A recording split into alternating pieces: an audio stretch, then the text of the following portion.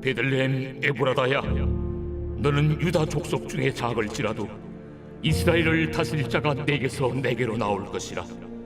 그의 근본은 상고에 영원에 있느니라.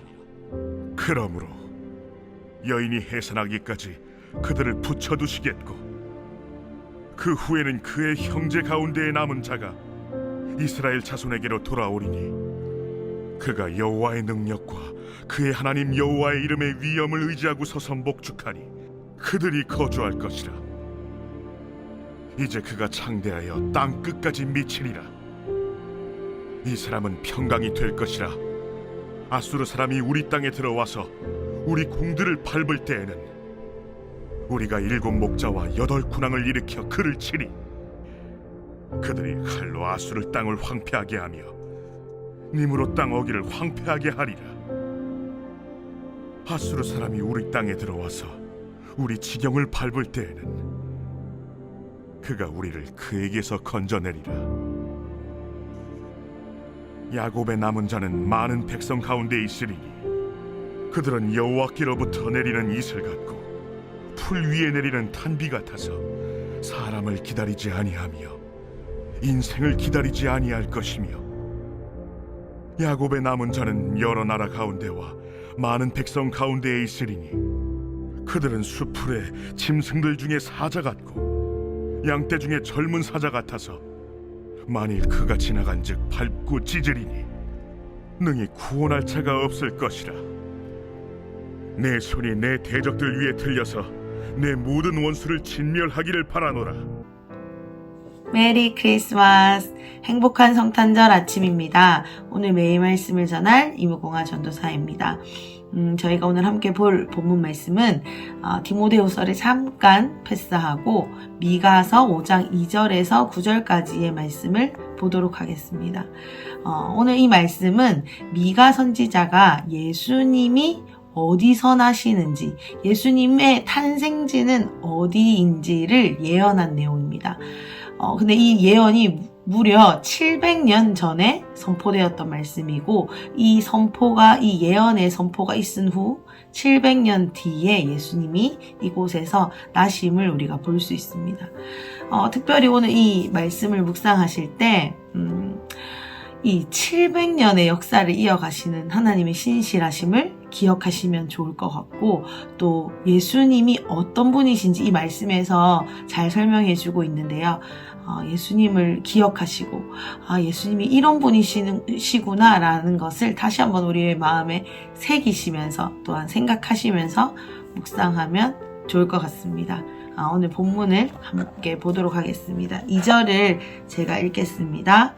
2절입니다. 베들레헴 에브라다야, 너는 유다 족속 중에 작을지라도 이스라엘을 다스릴 자가 내게서 내게로 나올 것이라. 그의 근본은 상고의 영원에 있느니라. 아멘. 오늘 이제 제가 방금 말씀드린 대로 예수님이 어디에서 나실지에 대한 내용이라고 말씀드렸습니다. 근데 시작부터 어딘지 지명이 나오죠. 바로 베들레헴 에브라다라는 곳입니다. 이 베들레헴 에브라다라는 곳은 매우 작은 마을이에요. 이름은 빵집, 풍성 열매 맺는 거, 이렇게 좀 풍성하게 느껴지지만 이름의 뜻은 근데 실제로는 굉장히 작은 초라한 도시입니다. 여기 말씀에도 나와 있듯이 유다 족속 중에 작을지라도 라고 설명하고 있는데, 이것은 실제로 작다, 지역 규모가 작다라는 의미도 있지만 볼품없고 초라하다라는 뜻으로도 해석될 수 있습니다. 어쨌든 이곳은 굉장히 볼품없고 초라한 곳이었습니다. 그리고 이 지역은 어떤 지역이냐면, 베들레헴 하면 양을 주로 목축하던 곳이었습니다. 그렇기 때문에 양을 목축하는, 주로 하는 일이 양을 목축하는 곳인데 얼마나 도시가 좋았겠어요. 그래서 아주 초라하고 좀 볼품없는 곳이기도 합니다. 그런데 이곳이 또 저희가 알고 있듯이 누구의 고향이죠? 바로 다윗의 고향이기도 합니다. 사무엘상 17장 12절을 한번 제가 읽어볼 텐데요. 여기서 정확하게 설명해 주고 있습니다. 제가 사무엘상 17장 12절을 한번 읽어보겠습니다. 다윗은 유다 베들레헴 에브랏 사람 이세라 하는 사람의 아들이었는데, 아멘. 지금 이 사무엘상에서 이 베들레헴 에브랏 사람 이새의 아들 다윗을 소개하고 있습니다. 그러니까 이 이새와 다윗의 고향이 이 바로 베들레헴 에브라다라는 곳이라는 것을 알 수 있습니다. 그런데 이 하나님이 이 약속들을 얼마나 신실하게 이루어 가시는지 사무엘하 7장 16절을 제가 또 한번 읽어보겠습니다.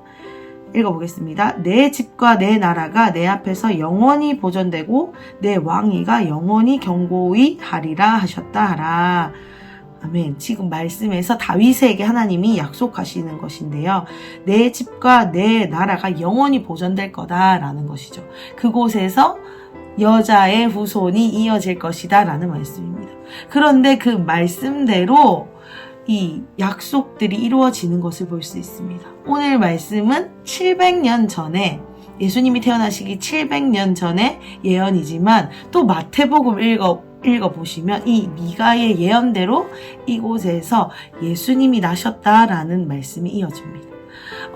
우리가 그냥 이 베들레헴 에브라다 그냥 이 단어만 보면 그냥 한 지명이구나, 그냥 한 지역의 이름이구나 라고 생각할 수 있지만 이 성경의 하나하나 이 말씀들이 퍼즐처럼 이어지는 것을 볼 때에 막 희열이 느껴지기도 하고, 와, 하나님은 정말 신실하시구나. 하나님의 약속은 1.1획도 거짓이 없고 땅에 떨어지는 것이 없구나 라는 것이 사실 이 단어, 이 지명 이름만 들어도 저희가 그것들을 느낄 수 있습니다.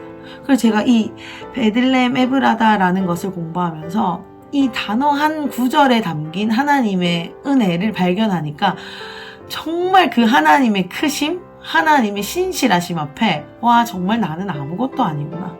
하나님은 이렇게 약속하신 것들을 신실하게 이루어 가시는데 나라는 존재는 정말 이 하나님의 크심 앞에서는 아무것도 아니구나 라는 생각이 들었습니다. 사랑하는 큰수 가족 여러분, 우리 삶에 더디게 보이는 일들이 있습니다. 또 하나님이 일하시지 않는 것처럼 느껴지는 순간 또한 있습니다. 그런데 이 700년의 역사, 더 이전에 다윗의 역사, 더 이전에 그 아브라함부터 약속을 이루어 가시는 그 하나님의 섭리, 하나님의 신실하심을 우리가 다시 한번 오늘 기억하실 때에 하나님 일하고 계시는구나, 하나님 신실하게 내 삶을 이루어가고 계시는구나 라고 다시 한번 더 우리가 기억했으면 좋겠습니다. 또 우리 삶에 하나님이 약속해 주신 것들이 있을 거예요. 저도 많이 있습니다.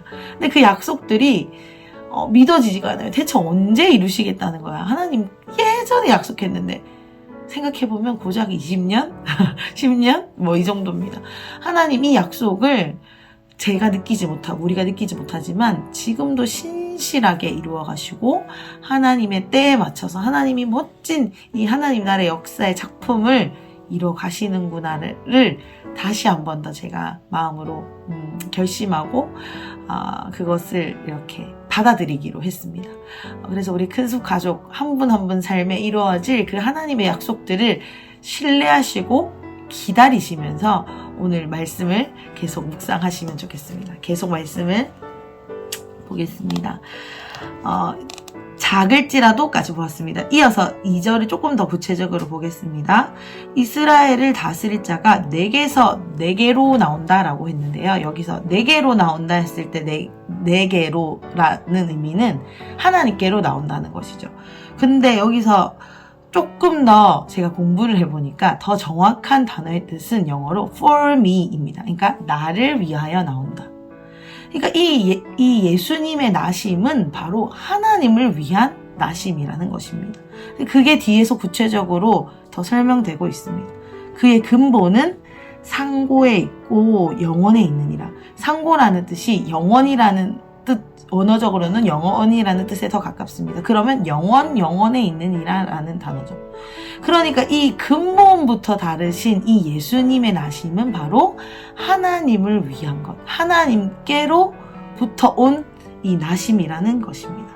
그런데 이 예수님의 나심이 우리에게 어떤 의미를 주는지, 예수님은 우리에게 어떤 존재인지를 이제 설명해 주고 계시는데요. 4절부터 좀 보겠습니다. 4절을 읽어보겠습니다. 그가 여호와의 능력과 그의 하나님 여호와의 이름의 위엄을 의지하고 서서 목축하니 그들이 거주할 것이라. 아멘. 여기까지만 보겠습니다. 지금 그라는 것은 누구죠? 예수님을 말하고 있습니다. 예수님이 어떤 분이시냐면 예수님 자체로 그 근본이 하나님이신데도 불구하고 그분은 여호와의 능력과 여호와의 이름의 위엄을 의지하신다라고 나와 있습니다. 그러니까 예수님은 예수님이신데도 불구하고 자신의 뜻대로 하지 않으세요. 하나님의 뜻대로, 하나님의 계획대로, 하나님의 섭리대로 일하시는 분이십니다. 왜냐하면 그분의 나심 자체가 아까 2절에서 보았던 것처럼 하나님을 위한 탄생이기 때문입니다. 여기 좀 더 보겠습니다. 위엄을 의지하고 서서라는 단어가 이어지는데요. 이 서서라는 단어의 뜻은 영어로, 제가 영어 잘 못하는데 영어에 대해서 자꾸 설명드립니다. ready라는 의미입니다. 준비됐어. 이 예수님은 하나님을 위하여 준비되셨어요. 하나님의 뜻을 위하여 준비되어 계십니다. 그리고 이 분이 하시는 일을 보았더니 목축한다라고 나와 있어요. 성경의 다른 많은 구절들에서 예수님은 우리의 목자 되신다라고 나오죠. 여기서 이 목축한다라는 단어를 저희가 조금 더 깊이 의미를 생각해 봤을 때에 한번 상상해 봤으면 좋겠습니다. 이 베들레헴은 양을 많이 치는 곳이었어요. 양을 치는 곳에 이 목축하는 이미지를 한번 떠올리시면 좋을 것 같아요. 우리가 양을 지킨다라고 생각했을 때 그냥 단순히 먹이고 뭐 털 갈고 그 정도 차원이 아닐 것입니다. 얼마나 많은 그 이리 때나 외부의 공격이 있었을 거예요. 이 양을 잡아먹을 어떤 공격에서 이 목축을 하는 자는 이것들을 보호해야 됩니다. 이 양들을 지켜야 돼요. 때로는 목숨 걸고 지켜야 되는 순간도 있을 것입니다.